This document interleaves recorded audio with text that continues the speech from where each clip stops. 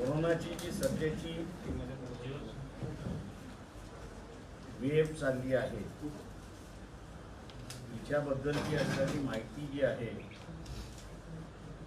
आरोग्य खात्याने नोव्हेंबर महिन्यामध्येच दिली होती, परंतु शासनाने मग ते तीन पायाचं महाराष्ट्राचं सरकार किंवा केंद्रामधलं भारतीय जनता पक्षाचं सरकार या सगळ्यांनी असल्याला दुर्लक्षित केलं।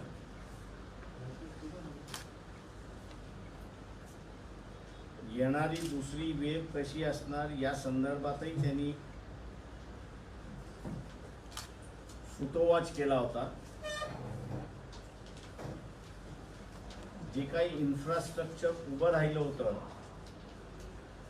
ते तसं ठेवण्याच्या ऐवजी ते पूर्णपणे मोडून टाकलं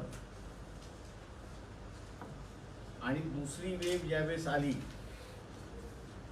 त्यावेळेस अनेक पेशंटना हॉस्पिटलमध्ये ॲडमिशन मिळालं नाही, ज्यांना व्हेंटिलेटरची गरज होती त्यांना व्हेंटिलेटर मिळालं नाही, ज्यांना ऑक्सिजनची गरज होती त्यांना असं ऑक्सिजन मिळालं नाही आणि या कारणास्तव अनेक जण दगावलेत अशी असणारी परिस्थिती आहे। जे तामिळनाडूच्या हायकोर्टाने इलेक्शन कमिशन बद्दल बोललं होतं की तुमच्यावरती गुन्हा का दाखल करू नये, त्याच पद्धतीने असणारा या शासनावरती हलगर्जीपणामुळे लोक दगावले, त्याच्यामुळे यांच्यावरती सुद्धा मनुष्यवधाचा गुन्हा दाखल केला जाऊ शकतो। आज परिस्थिती अशी आहे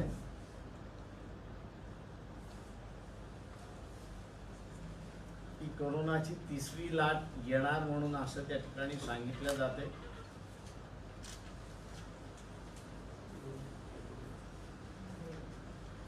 या तिसऱ्या लाटेमध्ये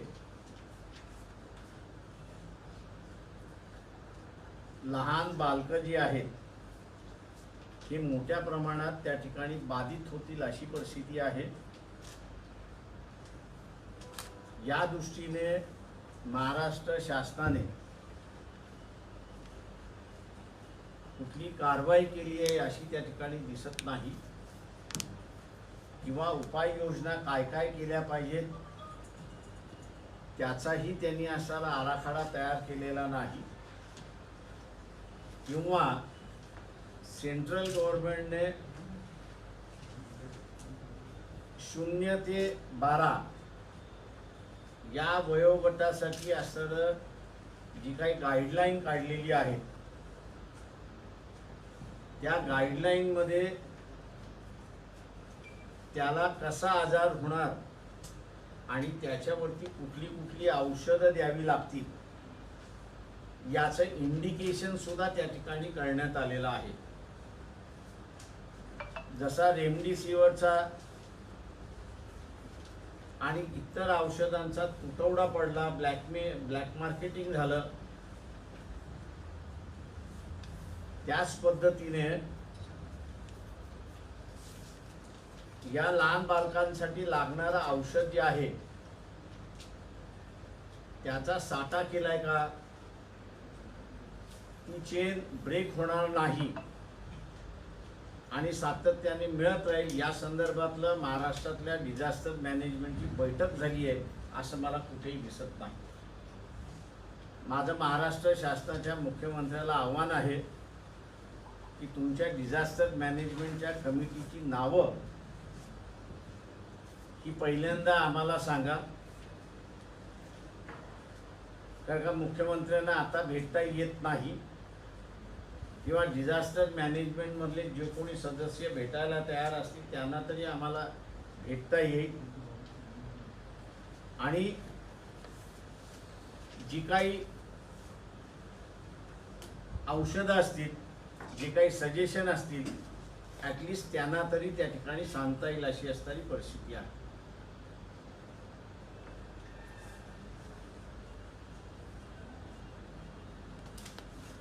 ओल्ड एज हा बाधित झाला आणि त्याच्यामुळे तो असताना निधन झालं, याच्याबद्दल लोकांना असताना हळहळ झाली.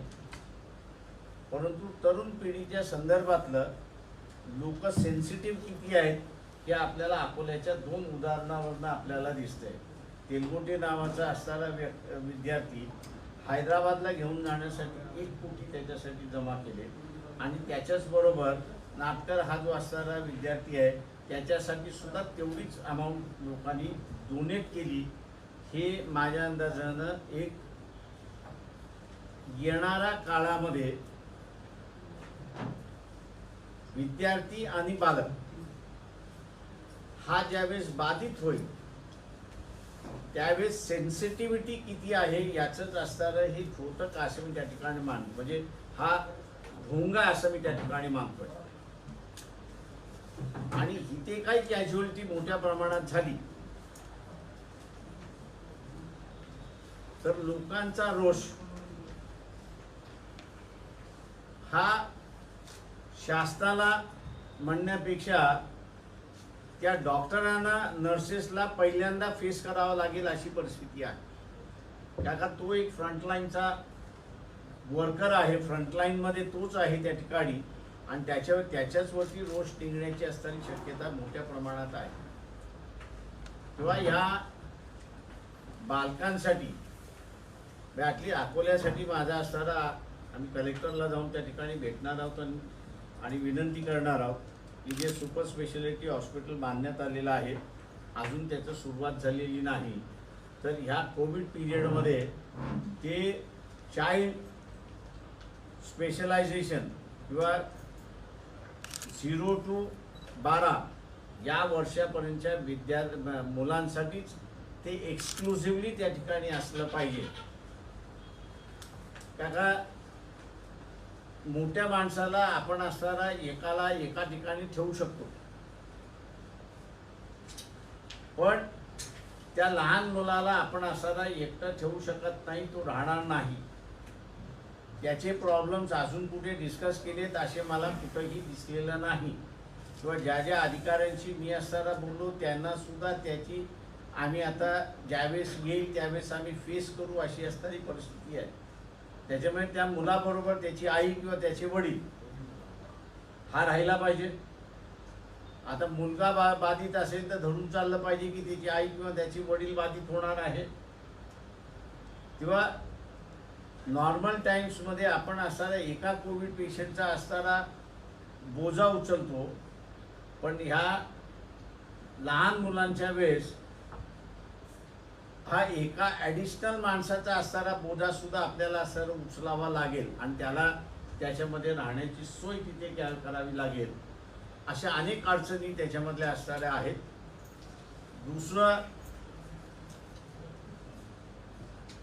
ग्रामीण भागामध्ये सुद्धा सेंटर्स उभे करावे म्हणून असताना जिल्हा परिषदेच्या वतीने आमचा असताना पूर्ण प्रयत्न झालेला आहे. पुढच्या आठवड्यापर्यंत जिल्हा परिषदेच्या कुठल्या PSC सेंटर्स जे आहेत या कोविड ट्रीटमेंटच्या असणाऱ्या कालावधीसाठी वापरल्या जातील अशी असणारी माहिती आम्ही त्या ठिकाणी देतोय. महाराष्ट्र शासनाला आमच्या असताना विनंती आता की हे जे स्पेसिफिक कोविड सेंटर म्हणून हॉस्पिटल म्हणून आपण उभं करतोय ती संकल्पना पूर्णपणे बंद करावी आणि एव्हरी हॉस्पिटल आणि जो डॉक्टर आहे त्याला कोविड पेशंट ट्रीट करण्याची परमिशन त्या ठिकाणी दिली पाहिजे, नव्हे ती सक्ती केली पाहिजे, हा आग्रह माझा राहणार आहे. मागच्यापेक्षा यावेळेसचं पेशंटचं प्रमाण जास्ती आहे याच्याबद्दल दुमत नाही, पण तिसऱ्या फेजमधले जे काही प्रिडिक्शन्स येतात आहेत याच्यामधले असणारे जे काही तज्ज्ञ आहेत आणि त्यांच्या मताप्रमाणे जे काही बाधित होतील या तिसऱ्या फेजमध्ये त्याची संख्या फार मोठी असेल. तेव्हा शासनाने जेवढे हॉस्पिटल्स आहेत त्या सगळ्या हॉस्पिटल्सना कोविड पेशंट ट्रीटमेंट करण्याची परमिशन त्या ठिकाणी दिली पाहिजे. आणि जो करणार नसेल त्याचं लायसन्स कॅन्सल केलं. त्याला गरज आहे, माणसं वाचवण्याची असणारी गरज आहे, त्याच्यामध्ये लहान मुलं वाचवण्याची असणारी गरज आहे. आणि मी जसं म्हणतोय की ज्या तऱ्हेनं सेन्सिटायझेशन सामान्य जनतेने अकोल्यातल्या 2 विद्यार्थ्यांसाठी दाखवलेला आहे, उद्या असणारा मॉर्टॅलिटी रेट हा असणारा लहान मुलांमधला जर वाढला तर मग इथे काय होईल याचं असणारं हे भोंगा आहे असं मी त्या ठिकाणी मानतोय. आणि म्हणून शासनाने त्याच्यात असणारं लक्ष घालावं, एक भाग. दुसरा भाग, जे ड्रग्स ह्याचे लागणार आहेत त्याचं होर्डिंग होणार नाही, त्याचं ब्लॅक मार्केटिंग होणार नाही आणि प्रॉपर त्याची सप्लाय चेन कायम राहील, हे शासनाने त्या ठिकाणी बघितलं पाहिजे. तिसरं, प्रत्येक जिल्ह्यामध्ये एक डिझास्टर मॅनेजमेंट कमिटी आहे, मी नाकारत नाही. जे इनॅक्टिव्ह असेल त्याला कलेक्टरला आम्ही सांगणार आहोत की काढा. ज्यांना व्हॉलेंटियर म्हणून असणारं त्या डिझास्टर मॅनेजमेंटमध्ये काम करायचं आहे अशांना तुम्ही असणारं घ्या, की जेणेकरून त्यांचं सजेशन आणि त्यांचा कंट्रोल हा असणारा व्यवस्थित त्या ठिकाणी राहील असा मी त्या ठिकाणी मानतोय. शेवटचा मुद्दा इथला असणारा, सरकारने कुठल्याही परिस्थितीमध्ये ॲम्ब्युलन्स जी आहे याची सोय त्या ठिकाणी असताना केली पाहिजे. नाही तर काही प्रायव्हेट गाड्या ज्या आहेत त्यांना ह्या कोविड पिरियडमध्ये ॲम्ब्युलन्स म्हणून वापरण्याची असणारी परवानगी त्या ठिकाणी देण्यात यावी आणि त्याचाही रेट जो आहे तो फिक्स करण्यात यावा. कारण आता उद्या समजा आम्ही असणाऱ्या जिल्हा परिषदेच्या वतीने इंटिरियरमध्ये असणारा सेंटर्स उभे केले, प्राथमिक सेंटर्स उभे केले, त्या प्राथमिक सेंटरमध्ये एखादा सिरियस झाला तर त्याला व्हेंटिलेटर किंवा ऑक्सिजन बेडची गरज असेल तर त्याला ट्रान्सपोर्ट करणं हे गरजेचं आहे. आणि ते जर मिळालं नाही तर मग त्या पेशंटला वाचवण्यासाठी जी काही डॉक्टरना वेळ पाहिजे तो वेळ त्या ठिकाणी मिळत नाही. म्हणजे क्रिटिकल टाईम ज्याला आपण म्हणतो तो क्रिटिकल टाईम त्याच्यामध्ये असताना मिळत नाही. म्हणून याच्यावरती सुद्धा असणारा शासनाने विचार केला पाहिजे, हा भाग आहे. मुलांचा जो आहार आहे याच्यावरती सुद्धा असणारा तिथे विचार झाला पाहिजे. सेंट्रल गव्हर्नमेंटच्या असणाऱ्या गाईडलाईन आलेल्या आहेत, त्या सेंट्रल गव्हर्नमेंटच्या गाईडलाईनमध्ये या मुलांचा आहार काय असणार याच्या संदर्भात सायलेंट आहे. त्यांनी जिल्ह्याला किंवा राज्याला ते असताना सोडलं असेल की त्या राज्याने डिसाईड करावं. माझ्या अंदाजानं हा जो बालक आहे त्याचे फूड इनटेक आणि त्याला काय द्यायचं याच्या संदर्भातलं मला असं वाटतं की डिझास्टर मॅनेजमेंट कमिटी जर कामाला लागली तर ते इथल्या असणाऱ्या फूड एक्सपर्ट जे आहेत, डायटिशियन जे आहेत त्यांच्याबरोबर बसून त्या बालकाला त्या वेळेस म्हणजे एकदम लहान बालकं असतील 0 to 1 याच्यातला असणारं देण्याचं असणारं वेगळं राहील, 1 to 12 याच्यातला असणारं देणं वेगवेगळं राहील. आणि त्याच्याचबरोबर नॉर्मल असेल तर कसलंही फूड चालेल, पण त्याच्यामध्ये अजून काही कॉम्प्लिकेशन असेल तर त्याच्या वेगवेगळ्या फूड्स त्या ठिकाणी लागतील. त्याच्यामुळे ह्या सगळ्या गोष्टी मला वाटतं बघणं त्याच्यातलं महत्त्वाचं आहे. महाराष्ट्र शासन पूर्णपणे झोपलेलं असं मी त्या ठिकाणी मानतोय. मुख्यमंत्र्याचं असणारं झापड जी आहे ती फक्त मुंबईवरती आहे आणि उपमुख्यमंत्र्याची झापड जी आहे ती फक्त बारामतीपुरती आहे. उरलेला महाराष्ट्र हा वाऱ्यावरती सोडलेला आहे. हायकोर्टच डायरेक्शन देते की कुठल्या विभागाला काय पुरवा आणि काय पुरवू नये. ही जी परिस्थिती आहे या परिस्थितीवरती माझं एकच त्याच्यातलं उत्तर आहे की मुख्यमंत्र्याला आणि उपमुख्यमंत्र्याला तुम्ही काम केलं नाही तरी चालेल, पण तुमची डिझास्टर मॅनेजमेंट जी आहे ती कमिटी ॲक्टिव्ह करा. ती कमिटीचं डायरेक्शन हे कायद्याप्रमाणे असणारं खालच्या अधिकाऱ्यावरती मान्य आहे. जिल्ह्यामध्ये सुद्धा डिझास्टर मॅनेजमेंट ह्या कमिट्या उभ्या राहिल्या पाहिजे. जेणेकरून तेही त्या ठिकाणी डायरेक्शन देतील अशी परिस्थिती आहे. आपण आता विचार करू. साहेब, मुंबई आणि पुणे जर त्यांचे पालकत्व त्यांनी घेतलेले आहे, तर इतर महाराष्ट्रासाठी म्हणजे उर्वरित महाराष्ट्रासाठी जर हे सरकार काम करत नसेल तर हायकोर्टाने किंवा सुप्रीम कोर्टाने हे सरकार बरखास्त करण्याचे आदेश का नाही दिले, किंवा मग केंद्र सरकार. प्रश्न असा आहे की शेवटी आता असताना कोर्टाचे आदेश जरी आले तरी ते सही करायला कोणतरी या सरकार लागतं. त्याच्यामुळे असताना कोणीतरी सही करायला लागणार. बरखास्त करून काढणार काय? बरखास्त करून तुम्हाला सही करायला कोणी मिळत नाही त्याच्यामध्ये. बाळासाहेब, दुसऱ्या लाटेत ग्रामीण भाग मोठ्या प्रमाणात बाधित झाला.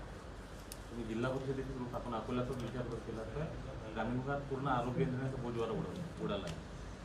तर बाळासाहेबांना प्रेस घ्यावं लागते, बाळासाहेबांना प्रत्येक वेळा डायरेक्शन द्यावं लागतं. तुमचे पदाधिकारी आहे जिल्हा परिषदेचे सदस्य असतील किंवा बाकीचे पदाधिकारी, यांनी कधी कोणता पुढाकार घेऊन काही असं केलं पाहिजे, किंवा एखादा तुमच्यासमोर एखादा कार्यक्रम ठेवला तरी झालं नाही, असं काय होतं? म्हणजे कुठं कमी पडतो आपण की त्यांची तेवढी समजणी असते? नाही, प्रश्न असा एक लक्षात घ्या की PSCचे जे सेंटर्स आहेत त्या PSCच्या सेंटरमध्ये म्हणजे गव्हर्नमेंटचे जे डायरेक्शन्स आहेत ते सगळे आडवे एकमेकाचे आहेत.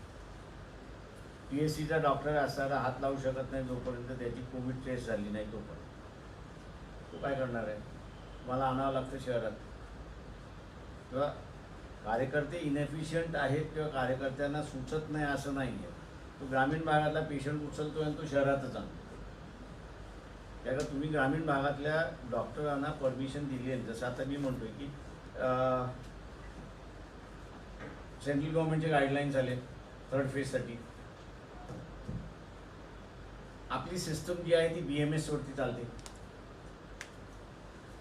MD MS यांची संख्या कमी आहे, BMS वरती चालते.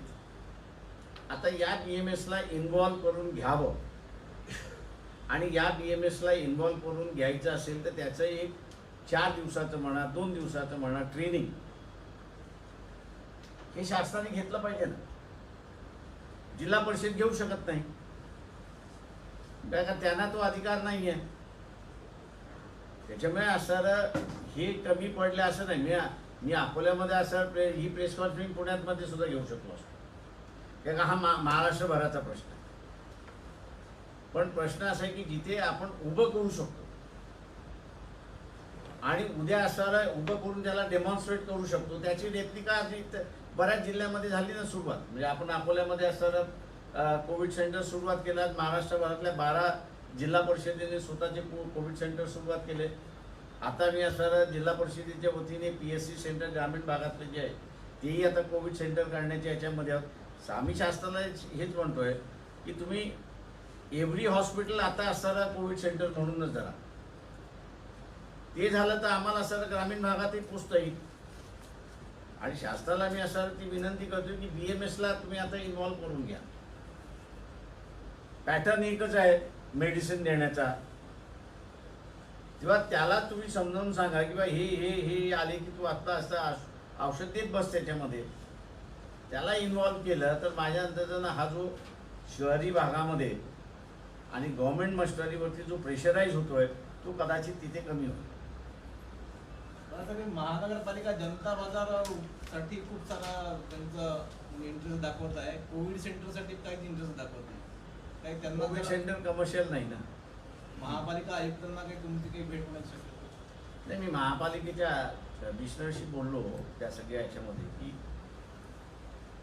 जनता बाजारातली जी जागा आहे ती पाराशरांच्या वेळेची दिलेली जागा आहे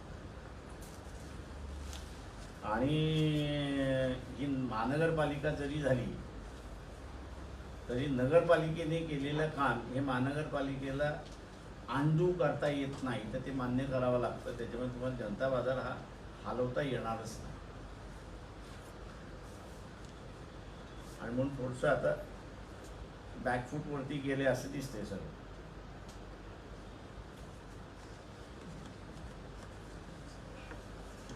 लस घेतली तुम्ही या इथलाच तुम्ही सांगितलं की लस कधी घेणार आहे?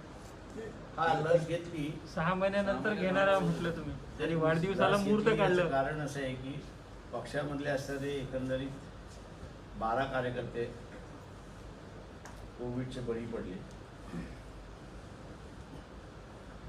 आणि मग माझ्यापुढेच असणारा प्रश्न होता की मी माझ्या एकट्याचं नाही घेतलं तर कार्यकर्ते घेत नाही आहेत, त्याच्यामुळे असताना आपण आपलं सोडावं जेणेकरून कार्यकर्ते सुद्धा घ्यायला सुरुवात होतील आणि जाण्याचं प्रमाण कमी होईल एवढं आम्ही अपेक्षा करतो. बाळासाहेब, सेंट्रल गव्हर्नमेंट म्हणतंय की 102 जी घटना दुरुस्ती आहे त्या आधारे आम्ही फक्त आरक्षण निश्चित करण्यासाठी सांगितलं. ते राज्याचाच अधिकार आहे आरक्षण बदलण्याचा. जर अशा परिस्थितीत ओबीसीचं आरक्षणाला धक्का लागला मराठ्यांचं आरक्षण देण्यासाठी, तर वंचितची यासाठीची नेमकी काय भूमिका राहणार? नाही, प्रॉब्लेम असा आहे त्याच्यामध्ये की आता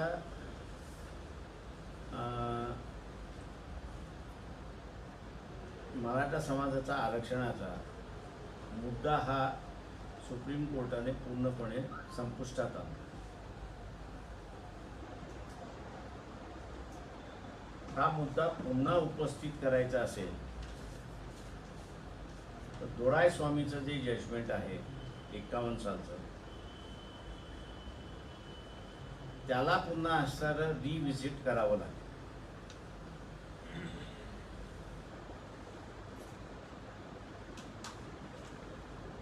सर दिल्ली में फिलहाल एक मिनिट. सॉरी, ते दोराय स्वामीचं जजमेंट जोपर्यंत रिव्हिजिट होत नाही तोपर्यंत उरलेलं सगळं जे आहे स्ट्रक्चर हे डिसमॅन्टल होत नाही. म्हणजे एक 51 साली चुकीचा दिलेला किंवा घटनेला न धरून दिलेला जजमेंट याचं 70 वर्ष आपण असणारा भोगत आहोत. मी एक त्याच्यामध्ये असणारा माझा असणारा सुप्रीम कोर्टाला सवाल आहे. सायमन कमिशनचा जो अहवाल होता आणि कमिशन आलं होतं की कोणाला काय काय सुविधा सवलती अमुक तमुक द्याव्यात, त्यामध्ये त्या काळच्या मुंबई इलाक्यामध्ये राहणारा हा जो फुलवाडी त्यावेळेस म्हणत होते, कुणबी ज्याला म्हणत होते, नंतरच्या कालावधीमध्ये मराठा हा शब्द आला. 20 साली मराठा हा शब्द नव्हता. तर त्याला आरक्षण द्यावं अशी अनेक जणांची मागणी. म्हणजे 20 साली हा शूद्रामध्ये गणला जात होता आणि त्याला सवलती मिळाल्या पाहिजे होत्या अशी मागणी त्यावेळेस केली होती.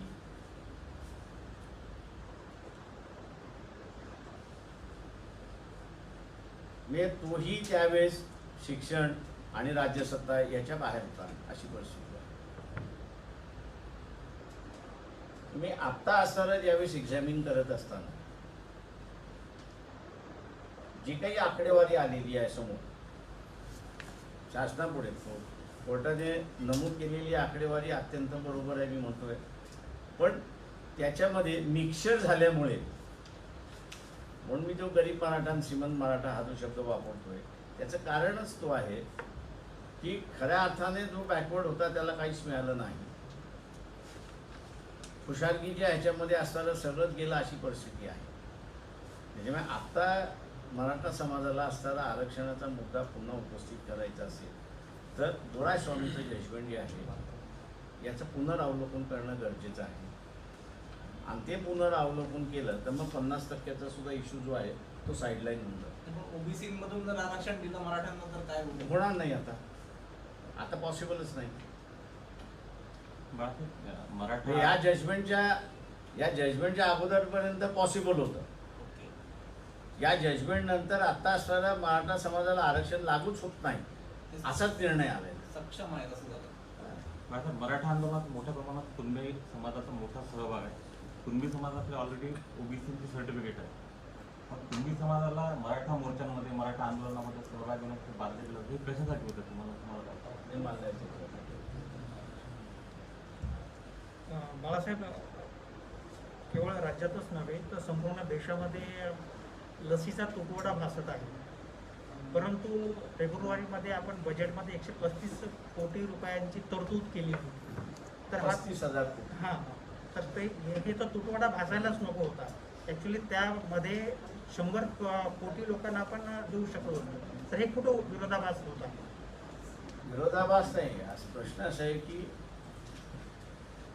जे कंपनी लसीकरण मॅन्युफॅक्चर करणार होते त्यांच्याकडे आपण असणारं नोंदणी कधी केली, आणि आपण जे म्हणतोय की भारतातून लस बाहेर चालली आहे त्यांनी नोंदण्या कधी केल्या? दुर्दैवाने असणारा मोदी सरकारने नोंदणी आपली जी आहे ती ह्या जानेवारीमध्ये केली. अनेक देशांनी आणि अनेक राष्ट्रांनी त्याच्या अगोदर असणाऱ्या नोंदण्या करून ठेवल्या आणि डिमांड करून ठेवली. गाफीलपणा इथला असणारा मोदी सरकारचाच आहे. ही लसीचा तुटवडा होणं किंवा 28 दिवसावरनं असणारा 84 दिवसापर्यंत घेऊन जाणं, ही सगळी जबाबदारी जी आहे ती केंद्र शासनाची जबाबदारी. तुम्ही बुकिंग नाही केलं, बाहेरच्यांनी बुकिंग केलं, ज्यांनी बुकिंग केलं त्यांच्याकडे गेला. दुर्दैवाने जे सुप्रीम कोर्ट म्हणालं की जाणकारांचं मत न घेता चालणारं हे सरकार आहे, हे जे सुप्रीम कोर्टाचे शब्द आहेत हे 100% खरं आहे.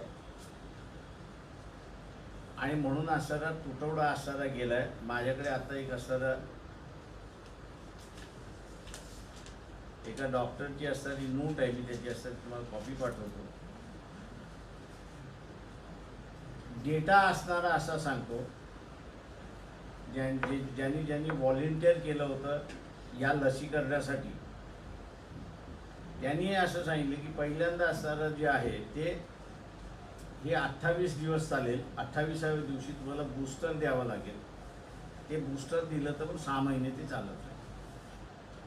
आता 28 दिवसानंतर तुम्ही 45 दिवसावरती केलंय, तर हे 45 दिवसावरती करत असताना तुमच्याकडे डेटा काय उपलब्ध आहे?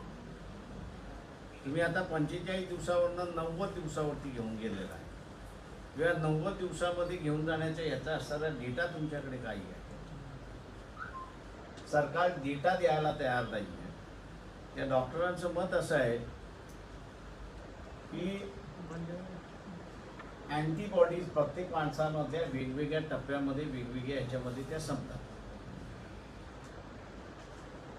28 दिवसामध्ये काही जणांच्या संपतील, काही जणांच्या याच्यामध्ये 45 ह्याच्यामध्ये संपतील. म्हणजे पहिली लस जी दिलेली आहे ही वाया गेली, त्याला दुसरी लस 28 दिवसाच्या आतमध्ये मिळाली नाही. म्हणजे तोही 28 दिवसानंतर कोविडच्या कक्षेमध्ये येतो, आणि तो कोविडच्या कक्षेमध्ये आला तर लसीकरण त्याचा काय उपयोग झाला नाही अशीच परिस्थिती आहे. त्याच्यामुळे कुठेतरी पॉलिसी मॅटर जे आहे ते हे सरकार पॉलिसी घेऊ शकत नाही आहे की पहिल्या समजा 1 कोटी लोकांना तुम्ही दिले लसीकरण असं धरून चाला. आज तुम्ही 1 कोटी लोकांचं असणारं लसीकरण 84व्या दिवशी देणार आहात. त्याच्यामुळे ते लसीकरण करणं सुद्धा 1 कोटी लोकांचं वाया गेलं अशी परिस्थिती आहे. त्याच्यामुळे 1 कोटी लोकांना दिलेला दुसरा डोसही त्यांनाच देऊन टाका, म्हणजे ॲटलिस्ट तो 1 कोटी जनता जी आहे ती सेफ तरी होऊन जाते. जे सेफ झोन आलेल्या माणसाला सुद्धा तुम्ही अनसेफ झोनमध्ये घेऊन चाललाय अशीच परिस्थिती. त्याच्यामुळे इथे कुठेही पॉलिसी नाही. दुर्दैवाने हे असणारं टाळ ठोकणारं सरकार आहे.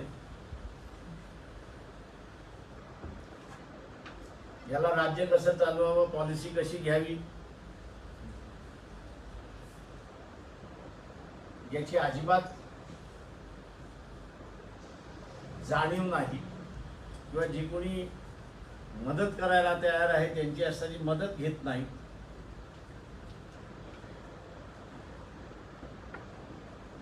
आणि हे मी असं म्हणेन की दुसऱ्या फेरीतलं असणारं संकट जे आहे हे सरळ सरळ मोदीने ओढून घेतलेलं सरकार आहे पश्चिम बंगालमध्ये ममता बॅनर्जीला पाडण्यासाठी. एप्रिलमध्ये लस महोत्सव आपण साजरा करूयात असं PM बोलले हो, होते. त्याला महोत्सवशिवाय दुसरं काही दिसतच नाही. प्रत्येक याचं इव्हेंट काढण्याचं, इव्हेंट मॅनेजमेंट शिवाय त्याला दुसरं काही दिसतच नाही. बाळासाहेब, भाजप शासित राज्याची परिस्थिती कशी आहे कोरोना हाताळण्यामध्ये? जे आपण उत्तर प्रदेश बघितलं ना, गंगेमध्ये बॉडी दिसतात आहे.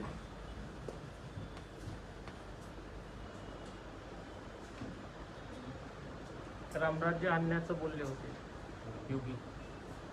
हा, पण ते रामराज्य चांगलं होतं, हे रामराज्य बेकार आहे.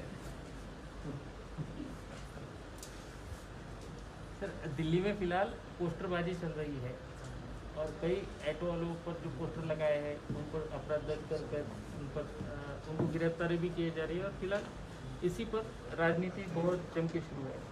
क्या कहेंगे इस पर? संविधान ने मुझे सरकार के खिलाफ आवाज उठाने की अधिकार दिया है. मैं अपने शरीर का, आवाज का मालिक हूं. उस अधिकार को मैंने कभी ना खोया है ना कभी दिया हुआ है. मोदी कोई राजा नहीं है, 5 साल के चुना हुआ दिया हुआ व्यक्ति है. गलती करता है तो उस पर टिप्पणी करना ये मेरा अधिकार है, और टिप्पणी करने पर अगर मुझे अरेस्ट होता है तो ये कानूनी तौर से गलत है. आप कितने जन को पकड़ेंगे? टिप्पणी तो चलती रहेगी, आलोचना तो चलती रहेगी. ये डेमोक्रेसी का सबसे बड़ा अधिकार है, ऐसा मैं मानता हूँ.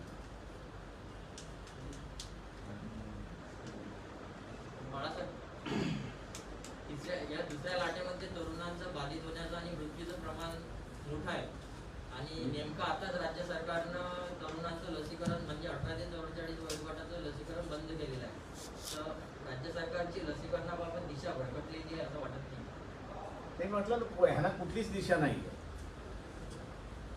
हे आज असताना आजच्या वर्तमानपत्रामध्ये उद्धव ठाकरे यांचं स्टेटमेंट टाकलंय की फॅमिली डॉक्टरनी असताना ट्रीटमेंट करावी. पण तुमचं जुनं जो SOP आहे की कुठल्याही पेशंटला ट्रीटमेंट करण्याच्या अगोदर त्याचा टेस्ट झाले की नाही,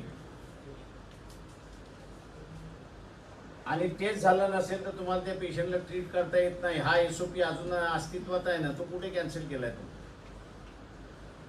तर त्याच्यामध्ये दुरुस्ती कुठं केलेली आहे?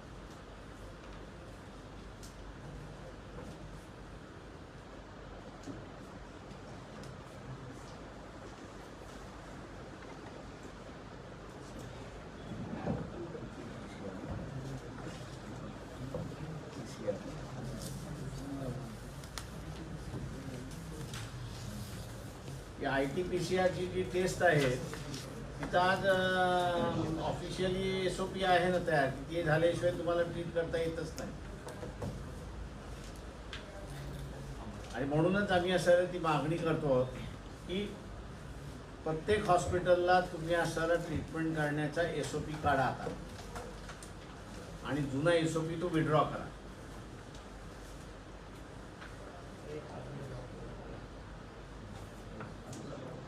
कालच्या डॉक्टरच्या बैठकीत नेमकं काय समोर आलेलं आहे? ते कालच्या बैठकीमध्ये आम्ही फक्त असं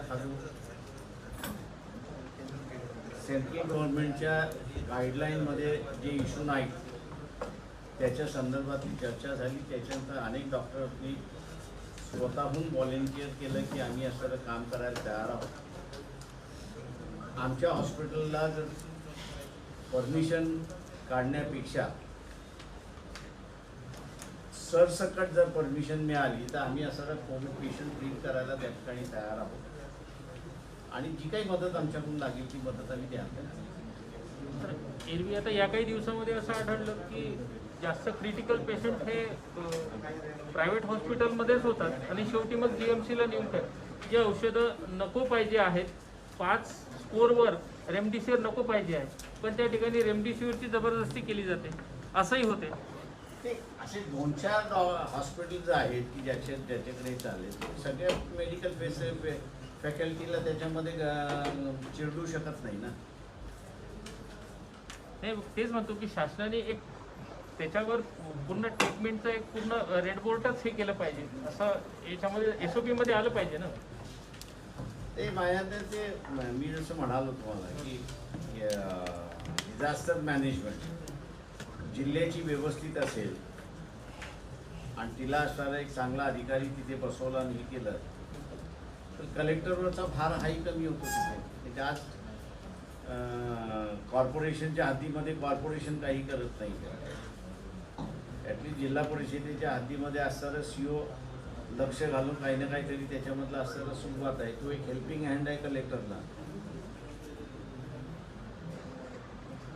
DHO आहे ते DHOचा असणारा एक रोल आहे त्याच्यामध्ये. अनलेस डिव्हिजन ऑफ वर्क झाल्याशिवाय तुम्हाला ह्याला फेस करता येणार. 5 जिल्ह्याचे उपसंचालक आणि सिव्हिल सर्जन एकच आहे. एक माझं म्हणणं असं आहे की तुम्हाला त्यांच्याकडे भार 5 जिल्ह्याचा हा 6वा जिल्हा. हीच तर खूप मोठी गोष्ट आहे की ही पद भरायला पाहिजेत ना यावेळेस. बनायला पाहिजे. ते सगळ्यात मोठं असं आहे की तुम्हाला MD मेडिसिन किंवा MD चेस्ट करत पाहिजे आत्ताच्या ह्याच्यामध्ये. तर हा जो 70,000चा जो कॅप आहे 70,000 महिन्याचा कॅप जो आहे तो तुम्ही काढा ना. 1.5 लाखापर्यंत घेऊन जा ना. इमर्जन्सी पिरियडमध्ये 1.5 लाखाचा कॅप तुम्ही जर ठेवला त्याच्या 1.5 लाखापर्यंत आम्ही हे करू तुम्हाला मिळतील ना डॉक्टर्स.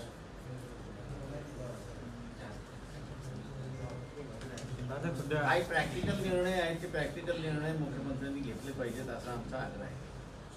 बाजूला प्रेसमध्ये तुम्ही ज्या गोष्टी सांगितल्या त्या अतिशय महत्त्वाच्या आहेत. कोविडच्या संदर्भात फॉलो होणं खूप महत्त्वाचं आहे. सध्या महाराष्ट्राच्या राजकारणात पत्र लिहिण्याची धूम निघालेली आहे. म्हणजे फडणवीस सोनिया गांधींना पत्र लिहितात, नाना पटोले कोणाला तरी पत्र लिहितात. तुम्ही मांडलेल्या गोष्टी खूप महत्त्वाच्या. तुम्ही सरकारला पत्र लिहिणार आहात की असं?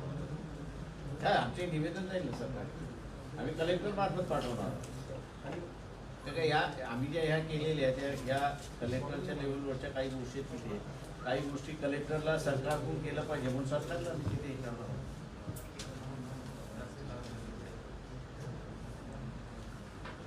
सर सध्या जे पत्राचं राजकारण चालू आहे भाजप आणि यांचं तर त्या संदर्भात तुमचं काय म्हणणं आहे? ते असं म्हणणं त्यांनी पत्र काढण्यापेक्षा देवेंद्र फडणवीसनी महाराष्ट्रभर वन फिरण्यापेक्षा नागपूरमध्येच बसावं आणि 2-4 कोविड सेंटर काढून त्यांनी असं ती लोकांना सोय द्यावी अशी माझी त्यांना विनंती आहे. RSS एवढं मोठं त्यांच्याकडे असणारं बॅकबोन आहे, शिकलेला त्यांच्याकडे असणारा सगळा स्टाफ आहे. त्याच्यापेक्षा त्यांनी या रिलीफ वर्कमध्ये स्वतःला गाडून घ्यावं ना. आणि काँग्रेसचे नाना पटोले यांना आपण काय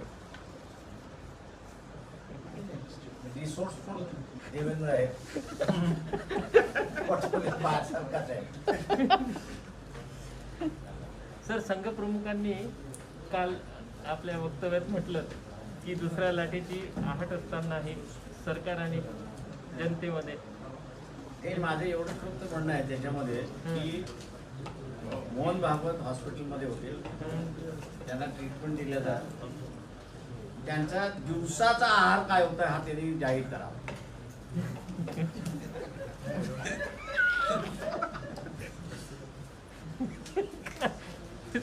काय झालं? दिवसाचा आहार म्हटल्यावर आहार गेला. संजय गायकवाडांची कॉन्टॅक्ट केला ते काय? नाही, बुलढाण्याच्या आमदाराचा प्रश्न नाहीये, पण त्यांनी हॉस्पिटलमध्ये होते त्यांचा आहार त्यांनी सांगावा म्हणजे लोक त्याचं अनुकरण करतील.